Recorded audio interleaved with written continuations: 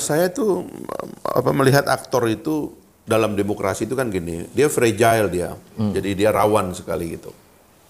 Yang besar hari ini besok bisa kecil, yang belum ada ya hari ini kayak Partai Gelora gitu ya, besok tiba-tiba jadi besar. Itu kayak mekanisme startup begitu. Nomor 7 ya. Nomor 7 ya kan. Itu begitu cara kita melihatnya. Karena itulah sebenarnya kekuatan demokrasi itu kan ide dan inisiatif ya. Bisa ada partai atau elemen kuantitas atau entitas yang besar begitu, tapi karena ide dan inisiatifnya itu kurang, itu bisa kalah dengan yang kecil. Itu sebabnya kemudian kadang-kadang yang besar itu marah karena yang kecil kok dominan. Manuvernya itu dominan begitu. Dan sekali lagi bisa-bisa manuver yang kecil itu mengalahkan yang besar begitu. Nah, saya kira yang kita lihat dalam kerangka demokrasi itu adalah bahwa dinamika itu yang permanen, ya perubahan itu yang rutin begitu. Jadi efek kepada kehidupan politik tidak ditentukan oleh pemain besar saja. Tapi semua jenis pemain yang ada di lapangan dan bisa-bisa pemain-pemain baru yang penuh dengan ide dan kreativitas itu bisa mengalahkan kelompok lama yang tidak dinamis begitu. Nah, saya kira dalam kerangka Pilpres ini juga atau dalam kerangka yang Anda sebut sebagai kingmaker itu juga sama gitu. Jadi ya kami memang misalnya pemain kecil pengen nuntut supaya kenapa nggak pertarungan Pilpres ini dimulai dari nol gitu. Ya kan, karena ini kan tidak dimulai dari nol, dimulainya dari tiket lama kan. Itu yang menyebabkan kemudian kedudukan politik dari semua partai politik yang sedang berebut suara rakyat itu menjadi tidak sama. Karena ada yang berasal atau diukur itu berdasarkan capaian lama. Padahal dalam semua pertarungan tuh nggak boleh ada orang yang diukurnya itu dengan capaian lama. Lu kalau mau bertarung jangan begitu dong, ya kan? Kalau kita mau start sprint di titik ini, ya Anda harus belajar beradanya di titik ini gitu. Kita baru lari bareng gitu. Jangan kemudian ada sebagian yang sudah disuruh maju duluan, kita masih di belakang. Itu bukan pertarungan fair dalam demokrasi. Itu adalah satu kecurangan yang direncanakan dari awal. Tapi kita yang baru itu kemudian mencari cara meyakinkan Mahkamah Konstitusi, ini curang gitu. Tapi rupanya Mahkamah Konstitusi nggak paham konsep ini gitu. Nah tapi oke lah, ya kan dalam hal naratif kita terus membombardir gitu. Ayo terus kita tarungnya gimana? Hak rakyat untuk mengetahui beda antara partai politik yang satu dengan yang lain gimana? Beda partai lama dengan yang baru gimana? Karena di negara-negara demokrasi yang matang, ada banyak partai baru tiba-tiba langsung jadi pemenang gitu. Di Prancis itu En Marche langsung dia jadi presiden, ya kan? Lalu kemudian ada banyak lah ya di Malaysia aja kita agak kalah dengan Malaysia karena di Malaysia sistem partai barunya itu memungkinkan orang seperti Pak Mahathir waktu itu meskipun orang lama tapi bikin partai baru dia langsung menang, dia langsung menjadi koalisi Perdana Menteri. Nah di kita ini kan itu yang coba dipegang gitu sehingga dinamikanya itu ditahan oleh mereka ya pemain-pemain lama dan kemudian partai politik lama itu cenderung menganggap bahwa karena mereka yang pegang tiket itu hanya mereka yang relevan dalam permainan ini, padahal tidak. Menurut rakyat tidak, menurut rakyat dia akan lihat ini yang bawa harapan baru yang mana, yang punya masa depan yang mana. Semua sikap pasar baik pasar ekonomi maupun pasar politik begitu. Yang dibeli oleh rakyat itu adalah harapan. Ya kan kalau kita bicara capital market di pasar modal yang dibeli oleh para pemain pasar modal itu adalah ekspektasi. Dan itu yang menyebabkan sahamnya Gojek bisa lebih tinggi daripada sahamnya Garuda suatu hari. Padahal ini cuma urusan motor begitu ya. Ini urusan kendaraan super canggih yang harganya itu di atas 100 juta dolar atau ratusan juta dolar per bijinya. Ini mungkin cuma 15 perak, itu 15 juta perak begitu ya. Tapi ini capital market ininya value-nya itu bisa lebih tinggi. Jauh lebih tinggi daripada ini tadi pesawat terbang begitu, Garuda gitu misalnya. Nah, itulah yang asik dari demokrasi ini karena rupanya book value itu bisa melambung dalam market value yang tinggi apabila gagasan dan idenya menyiapkan ekspektasi yang lebih besar daripada rakyat gitu. Nah, partai-partai lama ingin mempertahankan hanya book value. Dalam demokrasi nggak gitu, dan kami sebagai partai baru bertarungnya di situ nanti, ya kan? Misalnya aku kan suka nantang, masa nggak ada capres ini yang berani teken di depan rakyat, setahun saya menjadi presiden, korupsi hilang. Loh kok nggak bisa? Saya bisa, saya berani janji, dan saya bisa sebagai presiden saya mundur di tahun kedua kalau korupsi nggak hilang tahun pertama. Gitu loh, dengan istilahnya indikator-indikator yang objektif bisa kita buat gitu. Narkoba, ya kan? Ya kan, pendapatan per kapita, dana desa, ya kan? Berani nggak ada yang bilang, dana desa minimal 10% dari APBN, misalnya kayak begitu. Begitu saya menang sebagai presiden, tahun itu APBN-nya dana desa 10%, misalnya. Kayak sekarang, 10% dari 3.000 triliun, 300 triliun. 300 triliun dibagi kepada setiap desa, itu kira-kira satu desa bisa dapat 3-5 miliar. Loh, dan rakyat desa ini lihat, wah ini yang bisa ada harapan. Nah yang begini yang harusnya kita mainkan dalam politik ini, bukan keinginan dari pemain lama untuk tidak berubah. Itu tren yang ada di Indonesia ini sekarang gitu. Makanya capres pun kita ngomong yang itu aja. Harapan barunya nggak ada. Gitu. Jadi kalau yang tadi materi kampanye 2029. Iya. Karena udah pakai belangkon.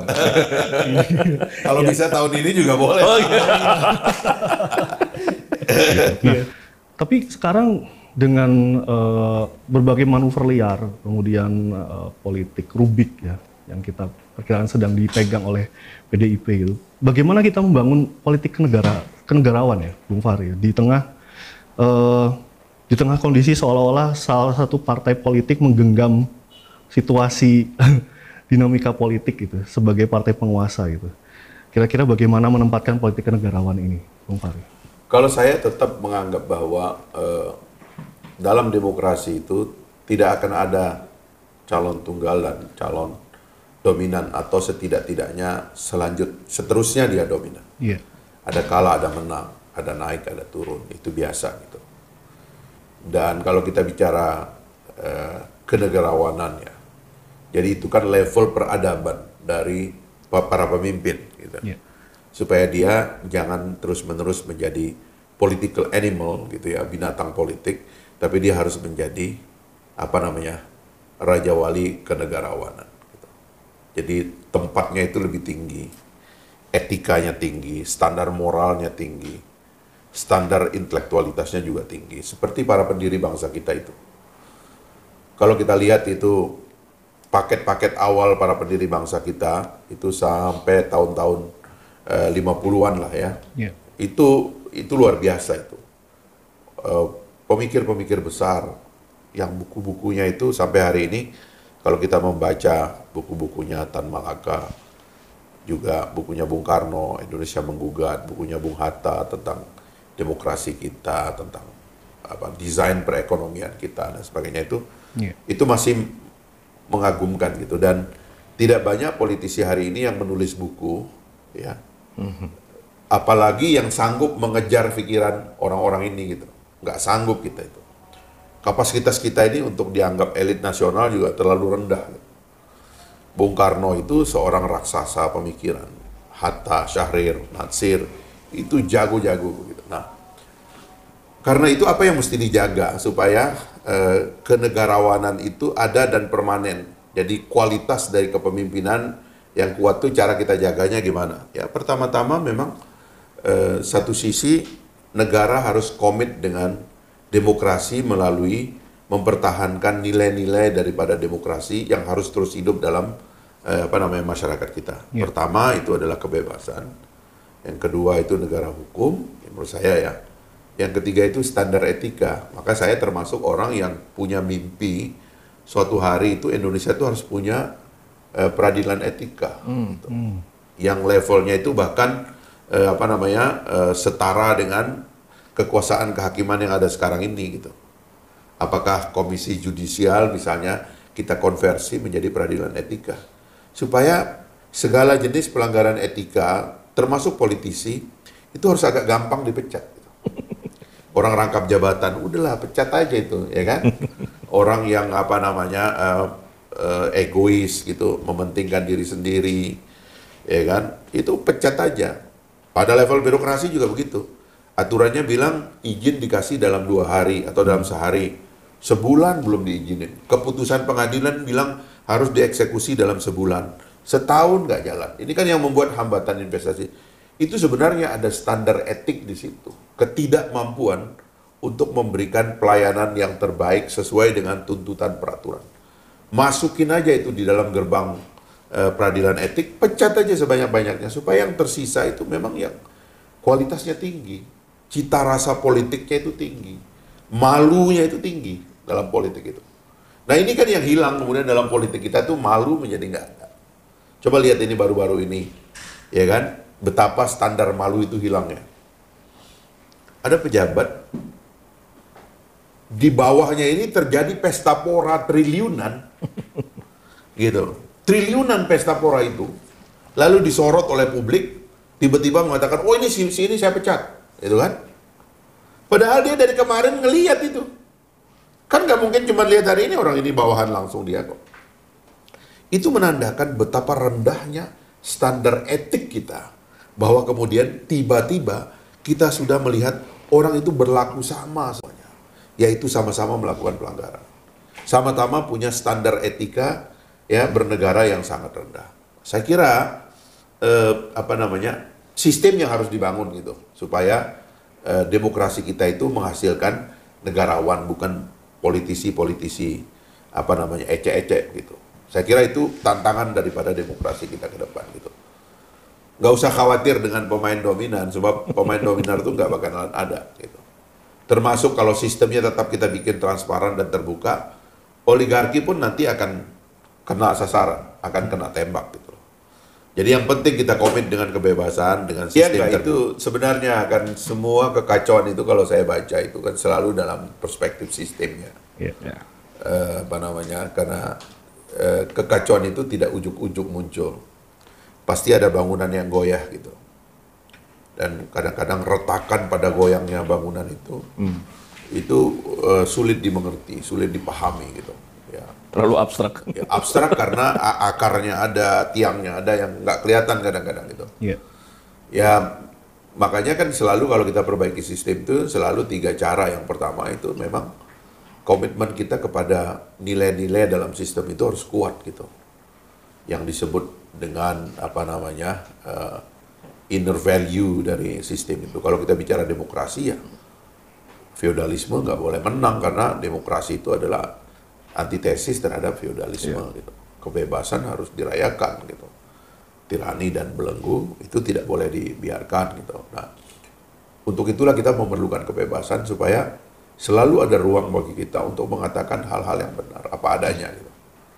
Nah, sekarang kalau kebebasan hilang itu kita mulai berpura-pura. Kita udah mulai tidak mengatakan hal yang sebenarnya gitu.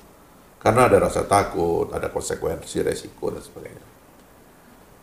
Kalau kita pakai istilah bernegara mungkin ideologinya gitu ya, sistem itu ada ideologinya gitu. Nah, kita punya ideologi yang harus diperbincangkan secara terbuka supaya jelas gitu. Misalnya apakah betul dalam ideologi negara kita itu ada kebebasan berpendapat gitu.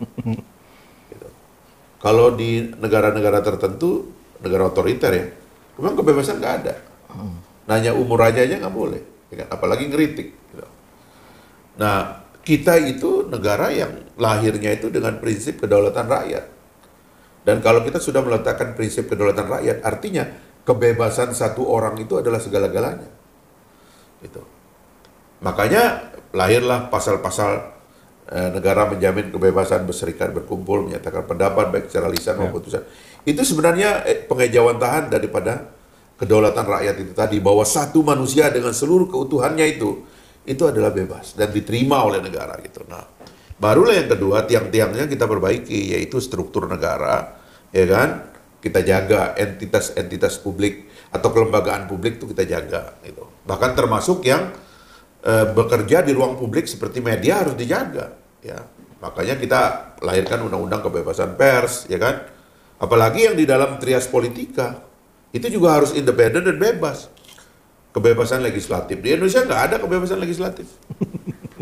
Karena kita gagal memahami logika dari negara demokrasi. Negara demokrasi itu artinya kalau rakyat itu udah milih orang, orang itu milik rakyat. Makanya disebut wakil rakyat. Maka tugas dia itu adalah menyuarakan kemauan rakyat. Bukan maunya partai. Bukan kemauan partai. Iya. Di kita nggak ada. Di recall ya. Saya korban dari karena ngomong apa adanya, ya kan? Rakyat NTB senang karena itu milih saya tambah lama tambah tinggi, tapi saya dipecat karena partainya nggak senang dengan kebebasan yang saya punya. Jadi, nah ini yang begini-begini ini menurut saya sistemnya gitu. Jadi value-nya demokrasi ideologinya, lalu kelembagaannya harus dijaga gitu ya. Tugas kita yang paling berat nanti ini adalah dalam pemilu yang akan datang itu adalah, dan itu harus janji politik, harus menjadi bagian pertarungan. Kami di Partai Gelora akan tarung itu. Akan ngomong bahwa kalau Partai Gelora menang, semua anggota dewannya bebas. Wah, Partainya akan mengumumkan sejak awal tidak akan melakukan recall. keren. Tidak akan ada orang itu di-recall karena dia berbeda pendapat dengan pimpinan parpol. Dia hanya di-recall kalau dia maling, ya kan? Kalau dia melakukan pelanggaran etik, gitu kan? Dia melakukan tindakan yang berat, gitu, baru dia. Atau kalau dia meninggal dan mengundurkan diri, baru dia kena recall. Tapi kalau karena dia berpendapat, ya kan, bahkan menghantam pimpinan partai sekalipun, tidak ada masalah. Itu kebebasan yang harus dia miliki, makanya kita berikan imunitas, kita berikan hak-hak ya. Yang menyebabkan dia itu bisa mengatakan apapun yang dirasakan oleh rakyat. Jadi rasa demokrasinya dimulai dari dapur ya? Harus, gitu. Nggak boleh itu. Membiarkan feodalisme itu nggak bisa, namanya demokrasi kok, gitu. Nah, jadi kami itu akan mendirikan partai yang membebaskan wakil rakyat untuk berkata dan bertindak apapun, ya, yang tentu sesuai hukum ya, tentunya ya. Mengatasnamakan rakyat. Apapun perasaan rakyat itu sampaikan, gitu. Perasaan rakyat Papua dengan perasaan rakyat Aceh yang diwakili oleh si anggota dewan ini, konstituen berbeda, katakan secara berbeda. Meskipun kita satu partai, tapi Anda mewakili konstituen yang berbeda. Sampaikan. Nah, itu baru enak itu, ruang publik kita baru hidup. Baru rakyat itu tenang tidur karena anggota dewannya itu galak. Itu yang saya bilang di negara demokrasi itu, habis nyoblos, kita tuh tenang tidur. Kenapa? Kita udah milih wakil. Nanti pemerintah macam-macam udah ada yang jaga. Istilahnya itu kita watchdog-nya ini, anjing penjaganya udah kita pilih. Iya. Kita ini enggak. 5 tahun kita pusing, bahkan kalau di negara demokrasi itu, anggota dewannya berantem, lempar kursi kadang-kadang gitu. Yeah. Tapi pertumbuhan ekonomi naik, kesejahteraan rakyat meningkat. Kenapa? Efek dari pertarungan mereka itu, negaranya tambah baik. Kita enggak. Habis kita pilih wakil rakyat kita, di sana mereka tidur, berdagang, kita disuruh berantem. Sehingga kita ini 5 tahun berantem nggak selesai-selesai. Cebong kampret nggak selesai-selesai. Karena yang di sana tidur. Nah, ini yang kita mesti balik gitu loh. Ya.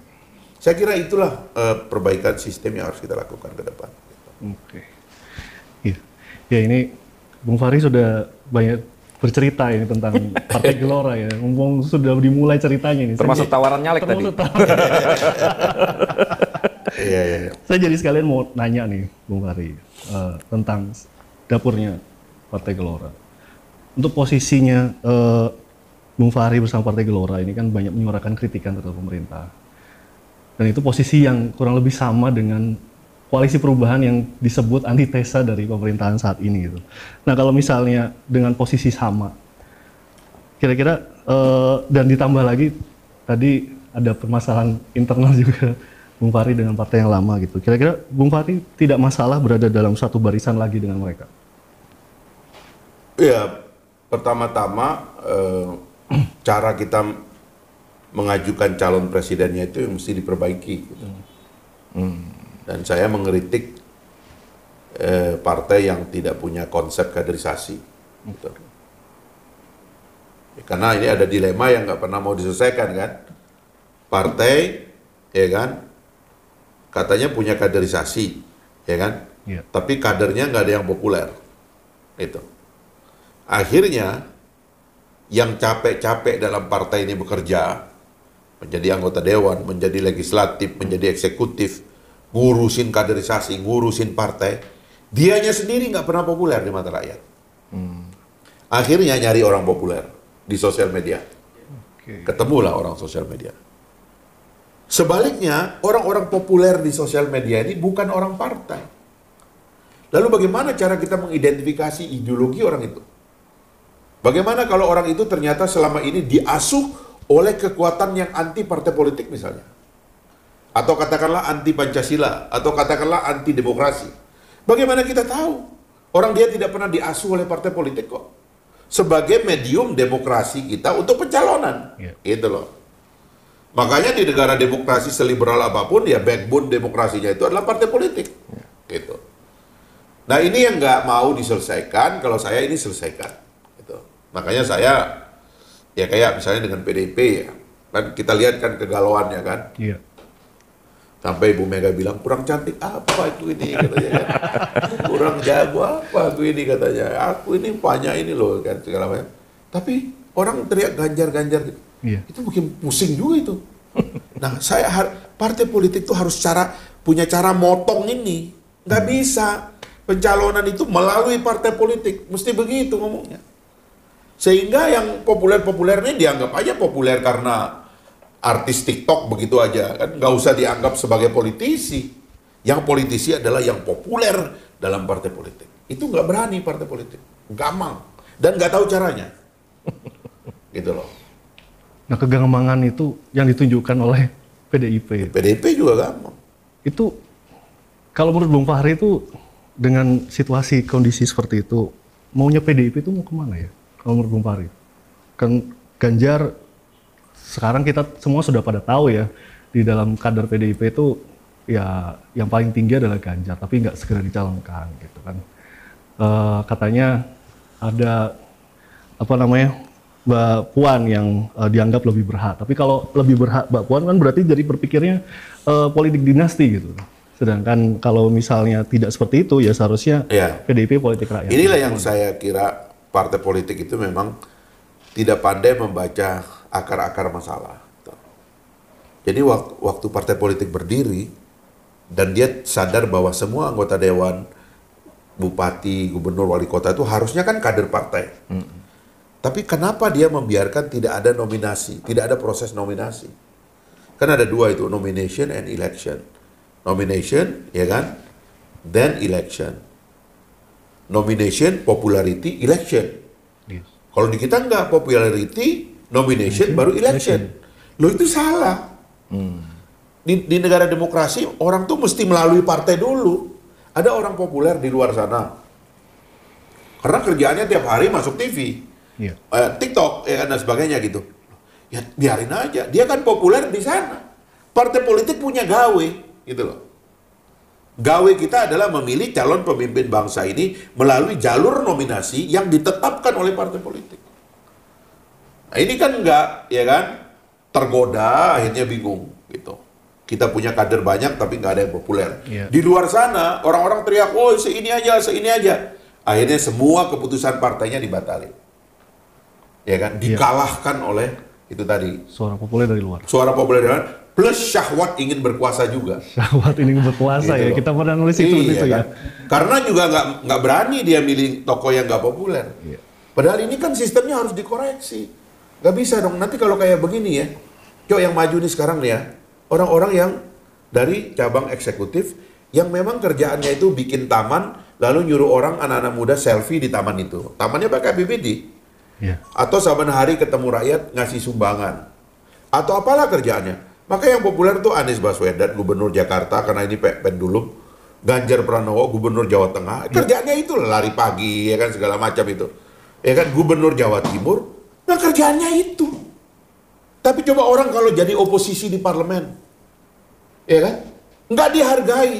Lu bias ini oleh partai politik jangan dibiarin. Ini dipotong. Dalam sistem parlementer, ketua umum partai yang jadi anggota parlemen dan ketua umum partai yang jadi perdana menteri. Langsung begitu. Makanya dalam sistem parlementer nggak bisa ujuk-ujuk ada pemain TikTok jadi perdana menteri. Nggak ada. Yang begini nggak dipikirkan oleh partai politik, bingung sendiri. Memperbaiki sistem tuh paling nggak ngerti caranya. Nah saya mengajukan, kayak korupsi, itu soal sederhana kok, itu soal sistem kok. Ya kan? Pilkada, gaji bupati 6 juta. Ngeluarin untuk pemilu 6 miliar atau 600 miliar atau 60 miliar. Nanti kalau berkuasa apa? Kembali modal, maling. Sudahlah, ini udah jelas gitu. Tapi sistemnya harus dipotong. ongkos pemilu harus dipotong, gaji harus dinaikkan. Nggak maling orang. Nah jadi kita ini senang melihat masalah itu kalau berulang-ulang, dianggap itu kita hebat. Karena masalah itu selalu ada dan kita selalu seolah-olah sibuk menyelesaikan masalah. Itu yang saya bilang kan, bangsa ini nggak tahu beda antara sibuk dan sukses. Sibuk dianggap sukses. Mondar-mandir menyelesaikan masalah, sampai bengkak matanya menyelesaikan masalah. Masalah nggak selesai. Oh hebat, dia sibuk dia. Ini orang sukses nih sibuk ini. Bego memang, tapi apa boleh buat itu salah. Itu teori Power Ranger. Power Ranger. Selama masih ada monster, masih ada superhero. Iya benar juga ya. Saya nyebutnya teori Power Ranger. Makanya monsternya selalu dipelihara ya. Kalau itu saya nggak ikutan. Ya makanya saya waktu itu suka maki-maki KPK gara-gara itu. Tapi waktu itu masih punya hak kekebalan. Iya, sekarang kita nggak berani lagi.